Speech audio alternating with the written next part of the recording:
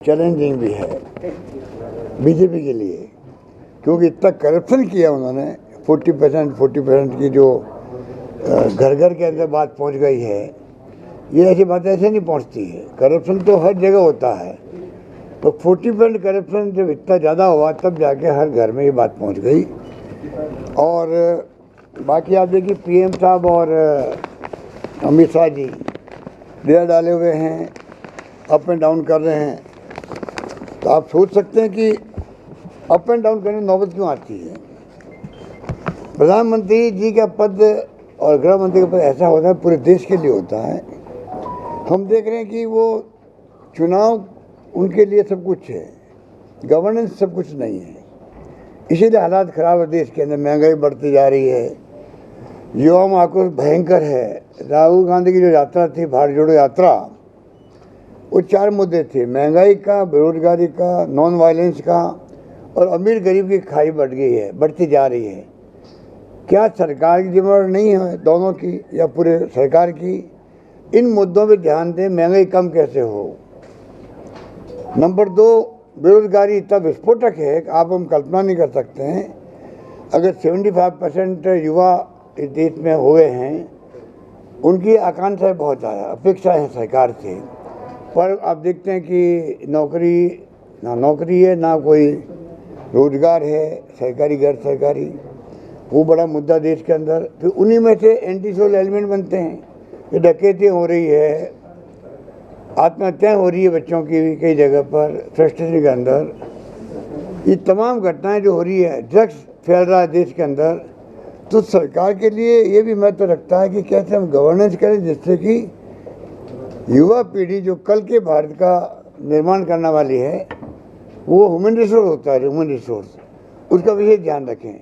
कोई ध्यान नहीं सरकार के इन बातों पर। वो नॉन वायलेंस के बारे पर आप बताइए कि सब जगह तनाव है, हिंसा है देश के अंदर, धर्म के नाम पर, जाति के नाम पर।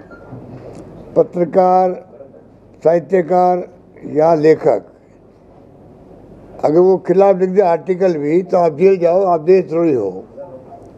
और ये बात लागू होती सबके लिए भी। कितने लोग जेल में गए हैं। एक पत्रकार केरल से आ रहा था वहाँ कवर करने के लिए, यूपी के अंदर एक लड़की का रेप हो गया था, जिसको रात को 2:30 बजे जला दिया गया बिना उनके परिवार के ही। पुलिस ने कवर करने वाले रास्ते में पकड़ लिया, 1.5 साल तक वो जेल में रहा था। मैं तो उसका नाम भी नहीं जानता, अभी छोटा सुप्रीम कोर्ट से वो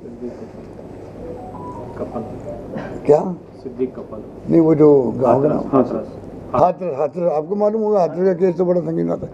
कहने का मतलब ये कि जो हालात हो रहे हैं देश के अंदर, उससे पूरे देशवासियों को, प्रदेशवासियों को चिंता होना चाहिए। अगर हम चिंता नहीं करेंगे, अगली पीढ़ी भुगतेगी देश को। क्योंकि ये मंशा जो है, वो मंशा वन पार्टी रूल की मंशा इनकी। धर्म के नाम पर राजनीति शुरू कर दी है। ये देश एक पार्टी का शासन कायम हो देश के अंदर, खतरनाक दिशा में देश जा रहा है। कोई नहीं जानता किस दिशा में जा रहा है, किस दिशा में जाएगा। ये हमने अगर विरोध नहीं किया प्रॉपर तरीके से, शिकस्त नहीं दी इनको। आज तो डेमोक्रेसी 70 साल के बाद डेमोक्रेसी रही है, इसलिए मोदी जी बने प्राइम मिनिस्टर। अगर डेमोक्रेसी नहीं रहती, पाकिस्तान के तरह हालात होते, आज़ाद दोनों मुल्क एक साथ हुए थे, तो मोदी जी प्रधानमंत्री कैसे बनते। उनको इस बात का एहसास ही नहीं है। कांग्रेस मुक्त भारत की बातें करते हैं।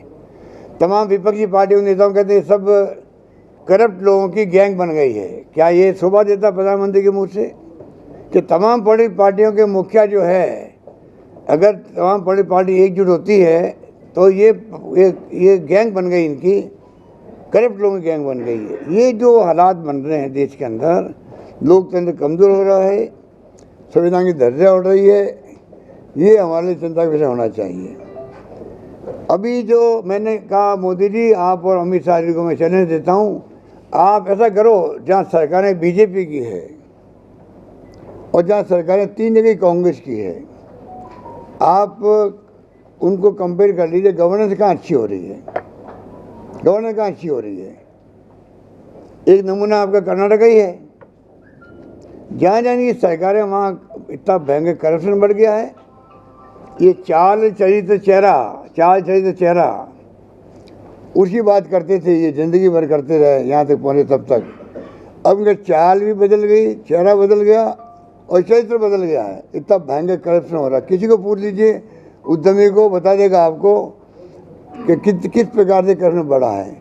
तो कहाँ की चाल गई है, कहाँ चरित्र गया है और कहाँ इनका चेहरा गया है, ये सबके सामने है। गवर्नेंस आप मुकाबला करो, नंबर 1। लोकल चुनाव तो ये कोई पार्लियामेंट का है नहीं, ये चुनाव तो राज्यों का है। गवर्नेंस कौन अच्छी दे सकता है, उस पर जनता का आह्वान करो, जनता फैसला करेगी कि किस पार्टी को सरकार सौंपनी हम लोगों को। हमारा दावा है जो हमने राजस्थान में किया है, हमारी पार्टी ने उसमें कई स्कीमें यहाँ पर मैनिफेस्टो में दी है, हमने वहाँ करके दिखाया है, तब इन्होंने दिया है। ऐसा नहीं कि हमने खाली घोषणा कर दी और इन्होंने लिख दिया, ऐसा नहीं है। हमारे वहाँ इम्प्लीमेंट होगी स्कीमें, तब लिखा गया है। और इनके वादे आप देख लीजिए, प्रधानमंत्री के रेवड़ी नहीं बंटनी चाहिए, फिर आपके गुजरात कर्नाटक में जो दिया गया इन्होंने मैनिफेस्टो वादे किए, वो क्या रेवड़ी नहीं है क्या? वो उसको रेवड़ी कहे क्या? मेरा मानना है कि टाइम आ गया है इस देश के अंदर। 2 बातें मैंने कही है प्रधानमंत्री जी को भी। एक तो डॉक्टर मनमोहन सिंह जी ने, सोनिया गांधी जी ने 4 कानून पास किए थे।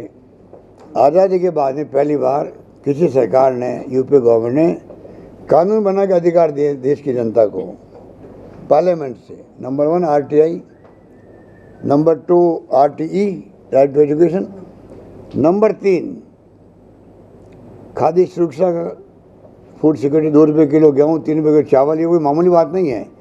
अगर 60-70% जनता को आप 2 रुपये किलो गेहूँ, 3 रुपये किलो चावल दे रहे हो, कानून बना के दे रहे हो, सरकार किसी की भी आएगी देना पड़ेगा आपको। और नंबर 4 महानरेगा, जो अकाल सूखे, मैं तो उस राज्य आता हूँ, राजस्थान जाता हूँ, अकाल सूखे पड़ते रहे ज़िंदगी में, जब से पैदा हुए तब से ही। इस एक योजना ने वहाँ पर पूरा बदलाव कर दिया है, पूरा बदलाव कर दिया। रोजगार मिलना 100 दिन का, हालांकि हमने वहाँ 125 दिन कर दिया स्टेट फंडिंग से, वो अलग बात है। हमने इंदिरा गांधी के नाम से शहरी रोजगार योजना नरेगा पैटर्न चलाई है राजस्थान के अंदर, वो अलग बात है। पर कहने का मतलब ये है, गवर्नेंस के मामले में कांग्रेस का कोई मुकाबला नहीं है। अब धर्म के नाम पर और आप जाति के नाम पे कुछ भी कर लीजिए। हिटलर भी था, बहुत पॉपुलर हुआ था पहले, वो वही धर्म के नाम पे बात कर रहा था, बाद में उसे बर्बाद कर दिया जर्मनी को। मुसोलिनी क्या था, वो उसका ही अप्रोच यही था। तो मेरा मानना है कि देश के अंदर गांधी का देश है ये, पूरी दुनिया लोहा मानती है। उनकी जन्मदिवस को अंतर्राष्ट्रीय अहिंसा दिवस मनाती है, और मनाने का फैसला हमने करवाया, यूपी गवर्नमेंट ने करवाया रिक्वेस्ट करके UN को।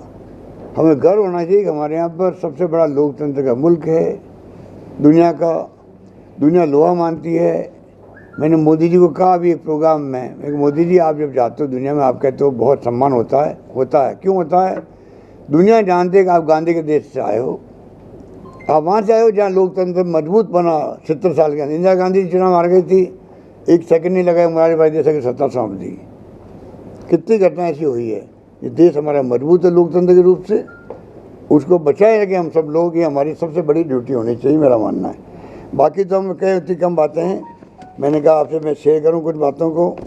और लगता है मूड मुझे जो मैं 30 दिन मेरा यहाँ पर है, लगता है कि इस बार कर्नाटक की जनता ने फैसला किया है कांग्रेस की सरकार बनाने का। अब शेट्टियार साहब जैसे 6 बार चुनाव जीते, इनको आने की क्या कारण है ये कांग्रेस ज्वाइन किया?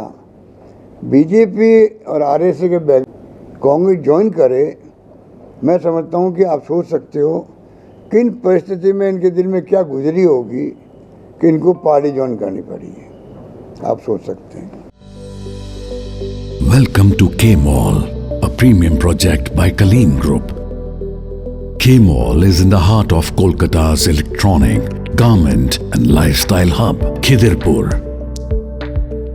K-Mall, which is designed as a world-class mall, is the outcome of endless effort of our experts, combined with modern superb techniques and new age design.